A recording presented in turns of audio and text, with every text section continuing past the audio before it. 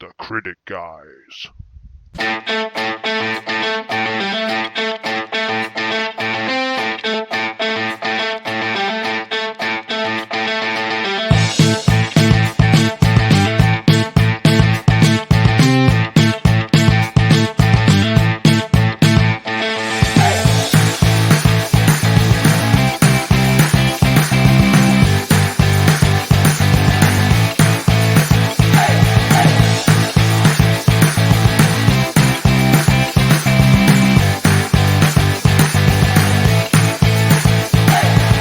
Hello and welcome to the Critic Guys podcast, episode 3. My name's Chris Davis. I'm joined by Mr. Keith Edwards and Mr. Laurence Tuck. How are you, gentlemen? Very well, thank you. Fine. Fine. Understated as always, Laurence. Laurence, who's described by one of our listeners as funny, which I think was discussing the fact that you were amusing, but could be a number of things. Jury's still out. I will still use it as a quote on my next poster. I will wish you would. That would be brilliant. Laurence Tuck is ... quote funny. That would be really good. We're all making statements about films and programs that we like or dislike, which we are going to defend, and probably the others are going to rip apart. We've all come prepared. We have an idea of what the others are going to say, or at least what they're going to talk about. We might not know everything they're going to say. And I'm going to lead us off, because I believe mine might be the least controversial, but we shall see. I'm going to defend the movie Green Lantern, because I feel that it is underrated and is a good movie. Certainly a good superhero movie. And the consensus opinion, if you go on the old interwebs, seems to be that Green Lantern was a train wreck. And that the fact that its box office wasn't as good as it should have been meant we didn't get a sequel. Ryan Reynolds apparently hates the film, and if you've seen Deadpool, then you know he hates the film. And for the life of me, I don't really see why. I understand that Ryan Reynolds had issues with the director. I know that he wasn't particularly happy filming it. And I don't think it's necessarily Ryan Reynolds' best work. He's a bit understated in the film. But as a fan of Green Lantern, I don't know what more people were expecting from a Green Lantern film. I think it's pretty true to the comics. It makes a few changes, but nothing major. And I struggle to understand what people are going to expect to be different in a new Green Lantern film. For me, the danger is if you remake it, you're going to make a film that isn't really representative of the character. But I watched it again yesterday. I watched the extended cut. Quite frankly, it didn't really need an extended cut. You got a bit of a flashback from the start, which they cover anyway. But I thought it was a thoroughly enjoyable movie. It's a typical superhero film. You've got the hero who discovers that, who gets granted powers, which he has to learn to deal with. He's not ready for them. He's shunned by the new organization he joins, the the Green Lantern Corps. He's treated as a weak human, undeserving of his new power ring.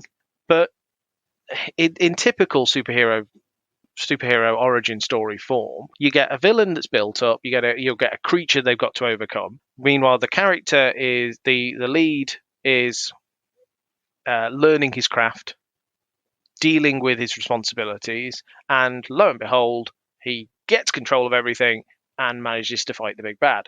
Pretty standard fare. I think the film's funny. It's got a good cast. It's not the most. It's certainly not top tier superhero film. There are issues with some of the plot, but I thought the action scenes were good. It's well scripted. The casting is really impressive. Mark Strong, I love as Sinestro. Ryan Reynolds, I say, slightly understated, but still has his Ryan Reynolds moments. I love when he's showing his friend, played by Taika Waititi, the ring, and he gives him the finger. I think that's brilliant. And for me, the love of the source material is there, but for the life of me, I don't quite understand why people don't like it as much. What are your views on the film, gents? Well, we all went to see it together, didn't we? At We did. the cinema, and We did. I hadn't seen it since. So I brushed up on it a bit last night, watching some extended scenes on YouTube. What were these scenes called? We had a brief chat about this earlier. And Keith pointed out, were these called like Green Lantern is a load of rubbish? No, they were just it was Russian for some reason. It had Russian it had Russian bits there, and it were quite long scenes. I watched 3 or 4 of them. So, I mean, what you say about Ryan Reynolds disliking it is quite interesting, because I mean, I don't know if you've seen Blade 3. I have seen Blade 3. Yeah. No, I don't know if he's seen it. Oh, he's seen it. Oh, right. Yeah. Because then he might know what a bad Ryan Reynolds film looks like. I should come out and say I love Ryan Reynolds. I think he's great. I normally think the guy's a top bloke, and that I love what he puts out there. But I don't understand why he wouldn't be proud of this one. It's a strange one for me. It's you mentioned the director of it, and I did some research. It's directed by Martin Campbell. Of course, we're all familiar with Martin Campbell. I wasn't, I have to admit. Directed GoldenEye. Oh, right. Wow. Casino Royale. Oh. He also directed Riley Ace of Spies. I've never even heard of that one. Which I know Keith is familiar with. It's an amazing spy series starring Sam Neill. Almost got Sam Neill the Bond role. It did.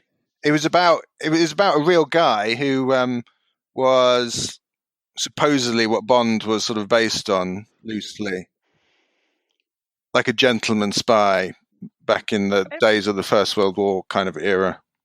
With everything you're saying that he's directed and gone on to direct after Green Lantern, why? Because I presume, if I remember rightly, Casino Royale's after that, was it? No, it was Or was not. that before? Was it before? Wow. God, that film feels far more recent to me than that. I suppose, yeah, you've had Quantum of Solace and Skyfall and the Spectre and that. Yeah, I suppose it's got to be. He doesn't seem like a good fit for a Green Lantern film. It's not a natural fit there, as in terms of his pedigree. He's also he's directed a few other more outlandish things. Okay. Movie-wise, but they a lot of it hasn't been very good. Right. I was also going to say he's directed a TV series called Edge of Darkness, which is probably what brought him to prominence in the first place.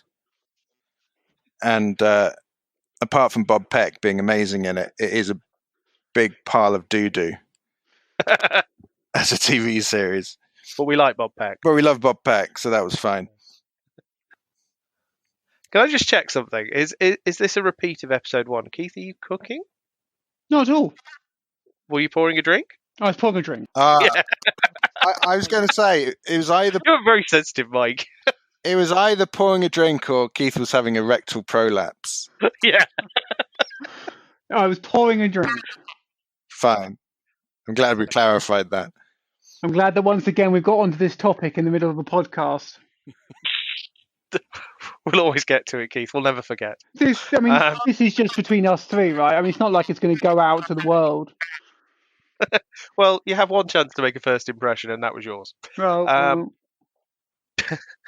One of the criticisms that people seem to always bring up is about the suit in Green Lantern and the fact that the suit was digitized. I've never had a problem with that, because the suit is created by his ring. It's not like he doesn't put a suit on and then wear the ring. The ring makes the suit. So why would digitalization be a problem? I think it didn't help that the initial press material had him in a proper suit. That was a proper, with material and everything. It wasn't digitized at all. Oh, but no, okay. like you, I've never had a problem with it. 'Cause it's a construct in many ways, like everything else he makes. It is the suit. I do love one of my favourite scenes in the film is he's on a balcony with Carol Farris, and he shows up as Green Lantern, and he speaks with a Green Lantern voice, and he's got the mask on, and it's slightly silly in that she doesn't call him on it straight away, but a few seconds into it, she goes, "How how? And he's shocked, as if like, why would you not recognize? I know you. I've seen you naked. And it's the Clark Kent Superman scenario, and it's just brilliant because, like, yeah, everyone who knows Hal Jordan should know that's Hal Jordan. It's not that much of a cover. So I like the fact that they actually addressed that. I thought it was like, yeah, hands up. We're not trying to pretend that no one can take this in. So I made 3 other notes about it. Firstly, I got the whole fact that overcoming his fear was one of the major themes of the film. Yes. And that was largely because, certainly during the scenes that I watched, it was mentioned every other line. Yeah, fear is mentioned a lot. I thought that was a bit full on. A bit they slathered that on a bit too thick. They might do.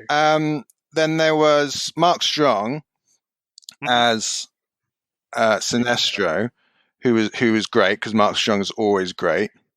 Even when not enough of him. Even when he's warning us to stay inside, or we'll spread a deadly virus. In the most ominous tones you can imagine. Yeah. So I thought, because I know, not knowing the character or the characters in it, I believe he does become a bad guy. I mean, he already is not that nice, but he becomes a villain. He has bad methods, yes, and does bad things. But I just question dressing Mark Strong up so he looks like the devil. I'm sure. Obviously that's what he looks like in the comics. But I just it was a true depiction in the comics. They to what they do in the comics. Sinestro is one of my favourite comic characters. I think he's brilliant. He's always entertaining. He's got some great lines. He's supremely confident, and that always comes across in the way he acts. I really enjoyed Mark Strong as Sinestro. I do think, though, I would have liked a bit more of him. And spoilers, if you've not seen Green Lantern and you are going to go and see it, close your ears for the next 30 seconds. One of the things that makes me really disappointed is the mid-credit scene. You get to see Sinestro put on the yellow power ring, and you see him become his yellow lantern form, which is in the comics is how he is now in terms of being, when he goes full-blown master of fear. And I would have loved to have seen Mark Strong do that in a sequel. And so it was that tease of, oh, we're going to get Green Lantern 2, and we're going to get this. And then it just flopped, and we didn't get it. So that does hurt me. But so my last point was that, and I think this is a point that most people would have about it. And this, again, was probably unavoidable from the character, but it's still what the film is. It's the intangible nature of his powers. In what manner? What are you thinking? Well, his powers are basically whatever he can imagine, and if he's got the will to construct it, yeah. It's a lot of superheroes are better, certainly in film form, when you've got a good set of rules. Yeah. And certainly with one, you got Superman, who's far too powerful, and pretty much everything Superman's ever in is all about the writers trying to get around the fact that he's super powerful. And in this, it's similar. He can basically do anything that they really want him to do. It's a little bit too loose. It's not got enough rules. Yeah, I think that they're a bit of a victim to it only having one film. I think it clipped their wings slightly. They introduced the fact that he can construct things through the power of will, which is the powers from the comics.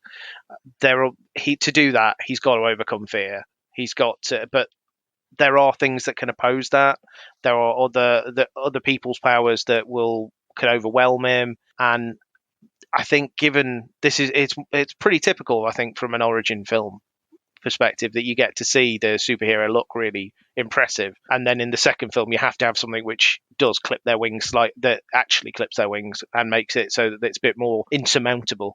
And I think the fact in this film we didn't get a chance to see that. They were sort of trying to cram too much in for one film to, okay, well, we've got to give him the ring, we've got to establish he's got powers, and we've got this fear creature coming towards you, this incarnation of fear that he's got to deal with, and they didn't have time to sort of give you that nuance of really explaining where the limits come, because it's the limits of how far his will is, how strong his will is. And one thing that you don't get to see, because they don't show enough of variations of Green Lanterns really and how they operate. But if they were to stick to the comics, they would show that different Green Lanterns have got different strengths in terms of the constructs they create.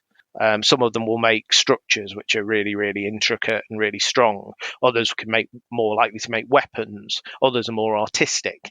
And we didn't really get to see a comparison. It did just come across like, well, now I want a race car. Now I want a Gatling gun. Now I want, and it would have been quite good to see. Well, that's how Hal thinks. That's what Hal can construct. But what can Sinestro construct? What could Guy Gardner, if they were to bring him in, and another Green Lantern, if they would bring him in, what sort of powers would you get with him?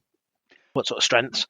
I think it's one of those I would have loved to have seen a sequel, especially with the tease of Sinestro, but wasn't to be, and it's certainly not going to be now in this form. If we see Green Lantern in the cinema again, and they teased it in Justice League, if we see another one, it's going to be a very different film with very different characters. Luckily, Green Lantern, they could, if they wanted to, acknowledge it, if they wanted to, and I don't know if they would, and go with a different Lantern. They don't have to go with Hal Jordan. Quite easily go with one of the others, but we'll see. Can I just say I've got a theory on this one. I think Green Lantern came out at the wrong time.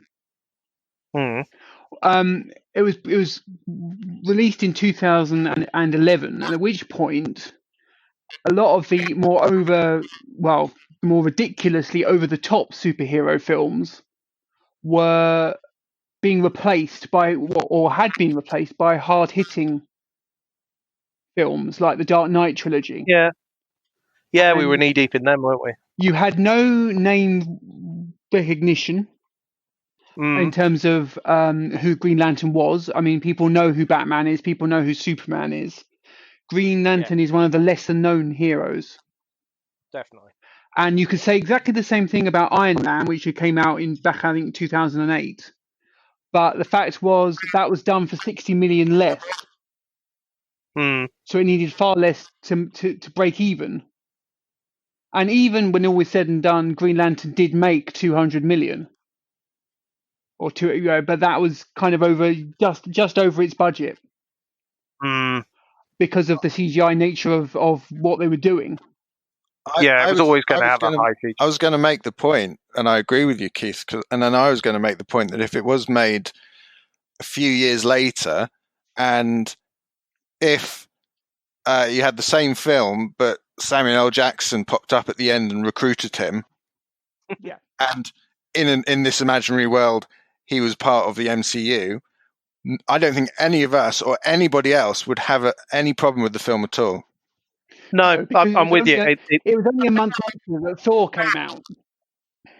Yeah, no, I think you've made a very, very valid point there, Laurence. It's we talked last time about, or time before, about Ant-Man and your criticisms about him, and I would say Green Lantern is a far more palatable hero in terms of superheroes than the guy who can control ants with his brain, for people to get their heads round, given the right reception and the right group to join. Because I think you put him next to Superman, you're not going to think he's the most overpowered character in the world.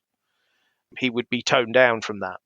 He's not as fast as the Flash. He's not as tough as Wonder Woman. It's you seek where he falls in the power levels, and that might have been what we needed. And unfortunately, they gave it to us at the wrong time. I also think there's an issue with some superhero movies, and I think this is one of them, where it's not a superhero film; it's a sci-fi film. Yeah, agreed. And that's how you got to approach it. It's funny you say that. Actually, I'm a big comic book fan and a big superhero fan. I normally really don't like sci-fi comics. I'm not fussed on them at all. I've never had an interest. I like the grounded, earth-based, and dealing with that way, that as a location. I love the Green Lantern comics. They've just got something about them being very sort of sci-fi based, and I don't know why, but they are incredibly palatable to me. And maybe again, it's how you deliver it and how you frame it. maybe that was a bit a thing for other people. Maybe they just like, well, I don't want to see that. That's not what we consider a superhero. That, as you say, is sci-fi. And given the right chance and being part of a wider universe, it could have made it a lot more palatable. If the Green Lanterns had been something akin to closer to Guardians of the Galaxy type setup, where you got several Guardians involved and you got to interact with them and they were seeing crazy creatures in the same way the Guardians would, that might have saved it. I don't know. The DCU was never going to give you a great film, though, the way that's been handled. Well, I mean, it's a good thing that the DCU have learned from their mistakes and clearly firing on all thrusters now. Yeah.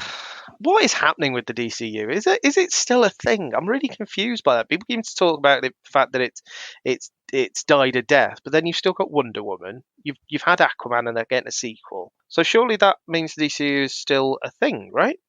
But the new Batman movie doesn't look like it's part of it. It looks like it's an earlier, like, origin tale.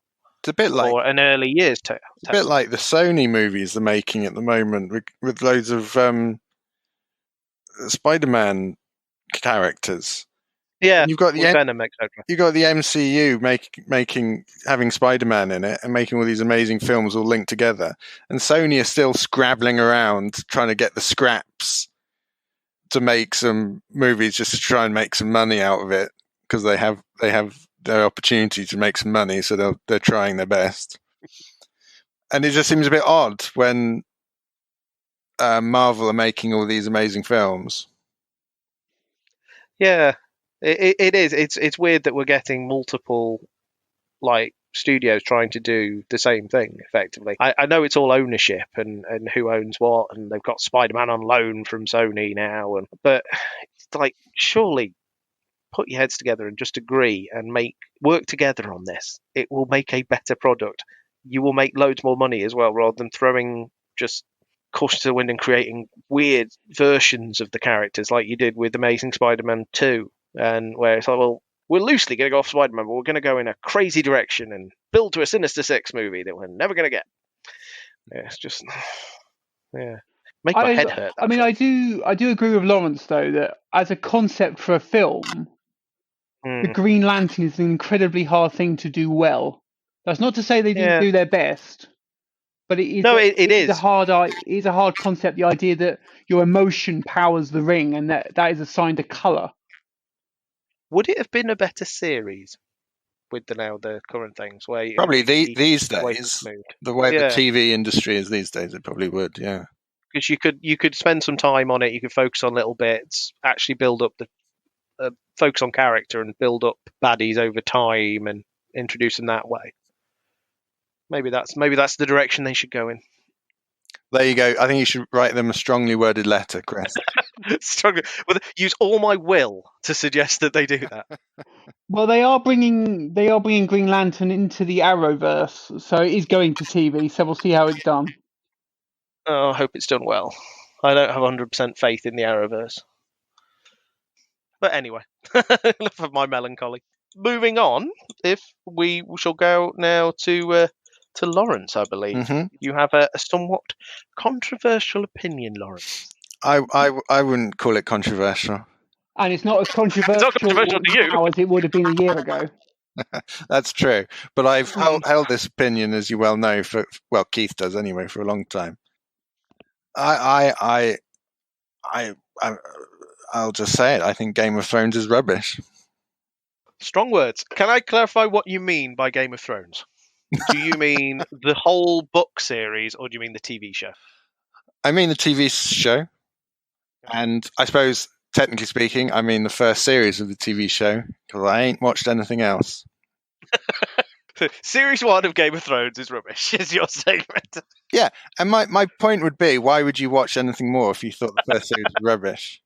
I mean, stick to your guns. I really hate these. I really hate it when people come up to you and you're talking to them about TV shows, and they go, "Oh yeah, you should watch this TV show." And you go, "Oh yeah, is it good?" Well, yeah. I mean, it takes 3 or 4 series to get going, but then it's really good. And I feel that. That's in America. That's 24 episodes a series. I haven't got that kind of time. I feel that it's the same with video games. You get people go, yeah, but you've got to been playing for like 40 hours. It really gets good. It's like, I'm not wasting 40 hours to get there. If I'm not enjoying it, that game is getting chucked out. But yeah. So what was it you didn't like then, Laurence? So let's go back to the beginning, because I didn't have the relevant TV channel. So I was a little behind the times anyway in watching it. And obviously everyone was loving it, and I hadn't seen it.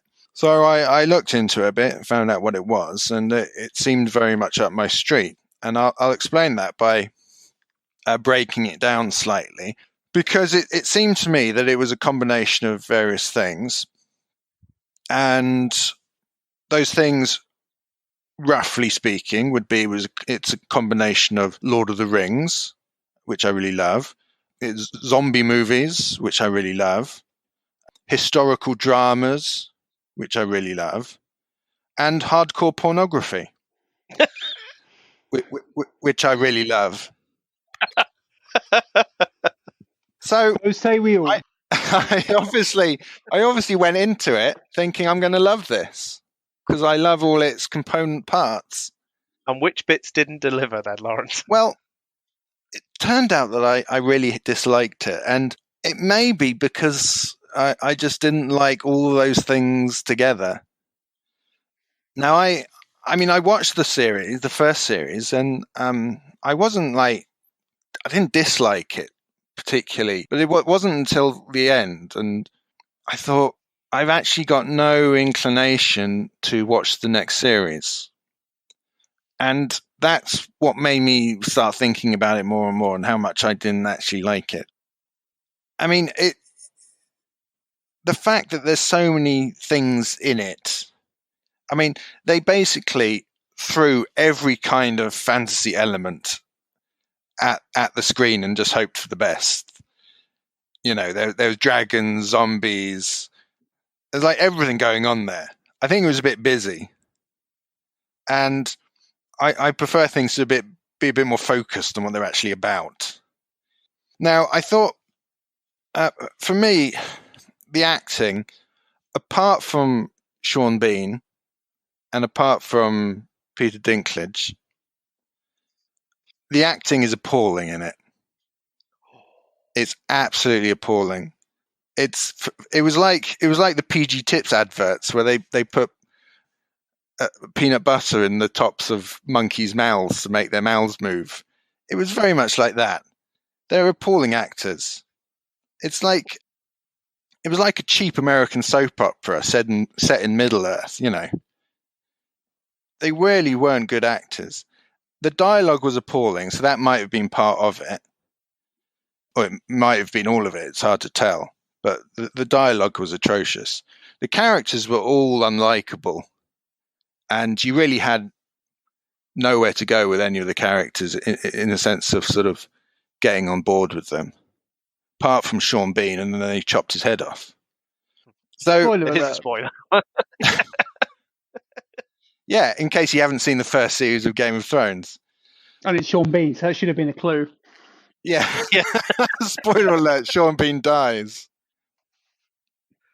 So it's just it didn't.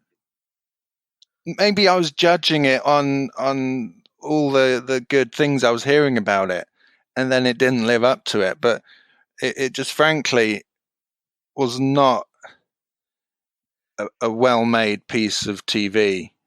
Is that the problem? It was so built up for you from other people gushing about it, because they were when that series came out. There were people who were. It was the Breaking Bad of its time. Of you've got to watch this. You've really got to watch this. It's brilliant. Like me and Tiger King. But did it just not live up to your expectations? And were you almost in many ways setting yourself up to not like it because of so many people saying they loved it? Well, was that a thing? I think that's inevitable. That's part of it.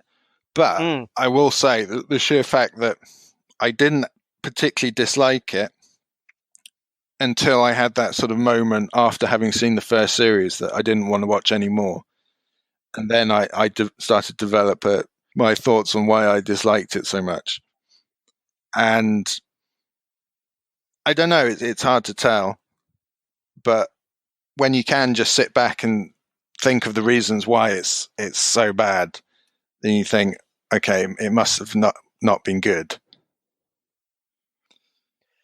Keith, it's safe to say that you are the biggest Game of Thrones fan amongst us. You write your That own doesn't sound fan like it's fiction. hard. I'll put my hand up and say I really like Game of Thrones. For me, the TV series only let me down with the last series. I wasn't particularly enamoured with it. It was okay, and that for me, it's disappointing that it finished with okay when it, for me, had been so good up till then. And so I disagree with it about with Lawrence's view about it being the first series being poor. One of my big reasons I disagree with him, I think the acting is actually pretty good in Game of Thrones. I think it's very well put together as well.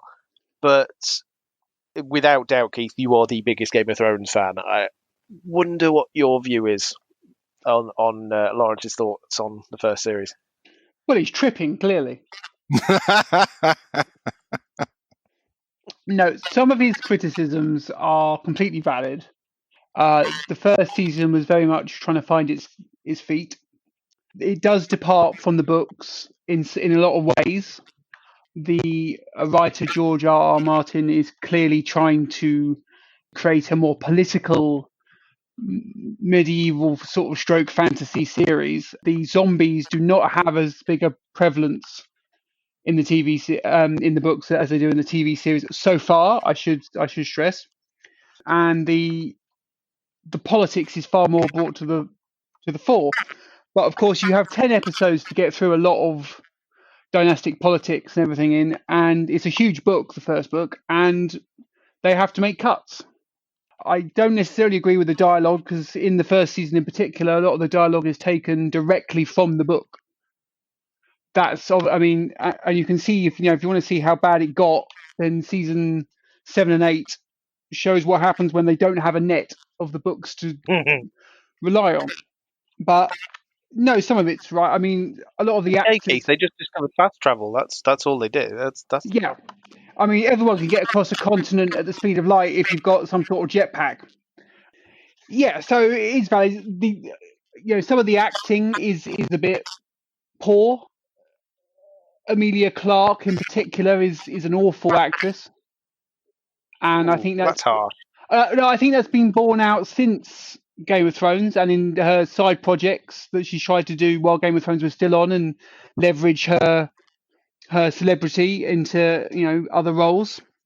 I don't think she's too bad. I think I'm not a big fan, to be honest, of Daenerys as a character generally, and that goes with the books as well. She doesn't appeal to me particularly, but yeah, she was okay. I think she took a while to find her feet, but I think she gets stronger. Yeah, I mean, she does the best she can with what she's given. But I think that some of it's right. I mean, Robb Stark is particularly wooden, but then the character is.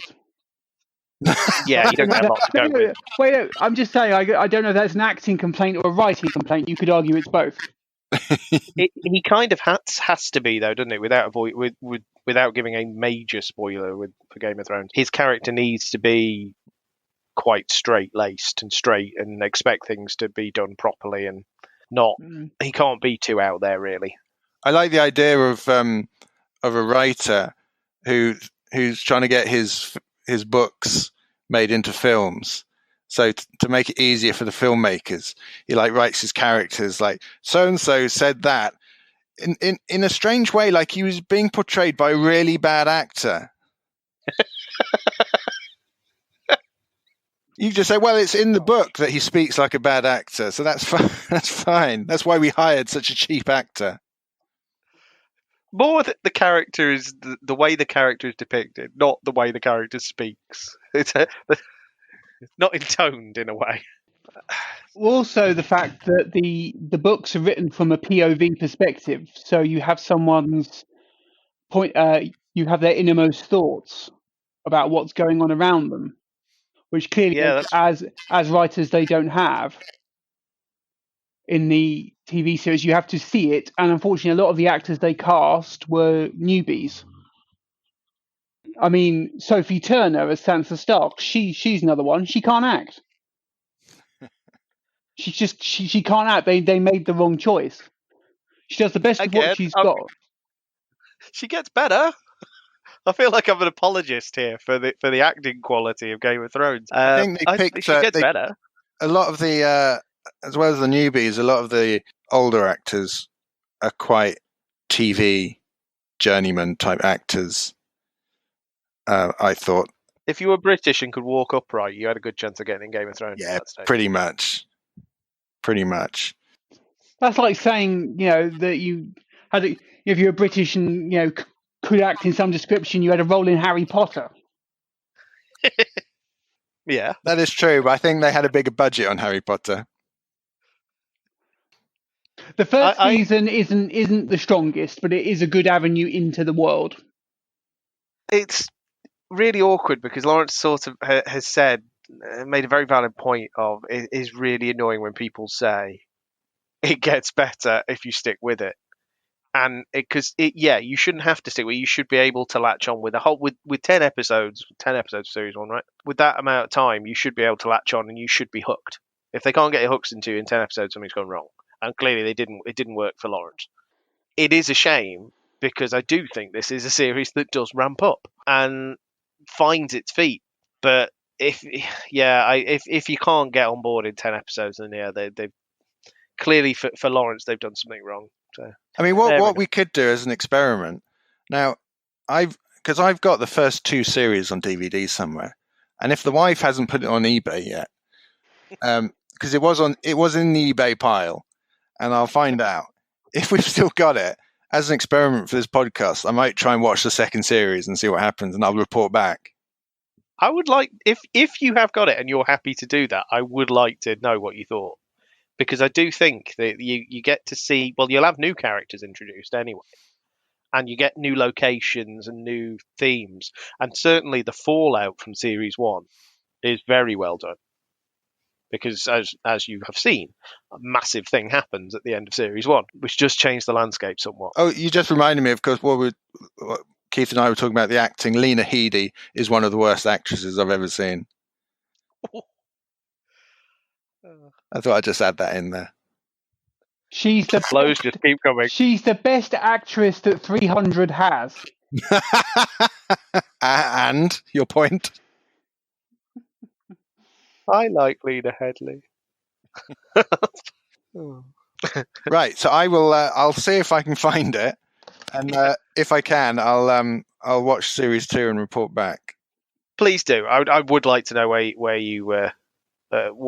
it takes you and see whether it changes any views, whether it makes you want to watch the rest. It's certainly, for me, it was a fun journey going through those series. Yes, and for me, they didn't. Yeah. Personally, it's a shame that Laurence doesn't have it, but I would say that going through season 3 would have been quite interesting. Yes. But I don't want to do that whole stick with it and go through another series. Yeah. we can only drag him along for so long. We're going to walk straight into the cliche that we were pouring just 10 minutes ago. Just give it one more season, Laurence. Yeah. It gets better, we promise. And then it goes off a cliff. Because as bad as you think season 1 was, Laurence, I guarantee you season 8. Ooh. We're not selling it to him if we start talking about season 8. I've seen a few bits of season 8 from when it was reviewed on Gogglebox. Oh, right. So, I mean, I've seen like a couple of the last scenes of the series. So you've had some major things spoiled for you, probably. I guess so, but I probably wasn't paying attention that much, and I didn't really care at all. So, because that is one good thing for us about the way the series did develop. In that, when it came to the final season, none of us knew what was going to happen exactly. We had speculated on it, but because the books hadn't taken us that far, we didn't know. So there was that whole collective, how's this going to happen? Who's going to end up on this? Who's going to do this? So it was fun in that respect. Just whether you thought they stuck the landing is another thing. They're making a prequel, are they not? It keeps getting cancelled. Oh, does it? Mm. Is it in pre-production hell? Indeed. Oh dear. Yeah, I'm sure where there's a And will, there's a way, and money to be I made. think Netflix were a bit disappointed because Amazon have just bought the Game of Thrones prequel rights. So they're making a massively expensive series. So I can imagine. You mean Lord of the Rings? Sorry, yes, Lord of the Rings. I do beg your pardon. Lord of the Rings, yeah. And Amazon are making a Lord of the Rings prequel. yeah, Jesus. but it's a massive budget. I'm sure it does. So see how that goes. Speaking of Amazon and massive budgets, I just got around to watching the end of the first series of Picard. Have you seen it all, Keith? I have. What did you reckon? I thought there were bits in the, I know exactly which ones they were, but there were bits of the last episode I really loved, but the majority of the series was absolute dross. There were a couple of good bits in it, and it was a complete mess. Yeah. I thought I'd agree. it was a total and utter disastrous mess. I can't comment on this. I can't defend anything. I've not seen it. I'd like to think, Chris, you wouldn't defend it. I'll defend many things, though, Keith. You know that. I mean, it's one of those things, Chris, where you're watching it and you're just thinking none of this is making sense. When events are occurring, when you're watching something, you have to know why they're occurring. Yeah, it does help. And when you're sitting there going, I've absolutely no idea why this has just happened, or why this character wants to do this, or why this character is doing that. The writers just hadn't thought of anything. They thought of a load of scenes and threw them all together, and utter mess. Real shame. And they keep swearing. Do they? Yeah, they keep swearing and they keep shagging each other, and it's really irritating because this is Star Trek. And this is a man who said that he likes hardcore porn. Yeah, and so do I. I'm fully on board. But you don't put it in Star Trek. No. Unless Captain Kirk's involved, in which case... That's a peculiar fetish that I'm sure a lot of people do have, actually, and each to their own. Hello, this is Chris. We've made the decision to split this week's episode into 2 parts due to the length of the recording. Join us next week for Keith attempting to defend Star Wars Episode 1 The Phantom Menace, and for a discussion on the merits of the Rise of Skywalker. Thank you for joining us. You can find Laurence at Laurence_Tuck, myself at @CriticGuyChris, and Keith somewhere in the dark ages. Stay safe, and thank you for listening.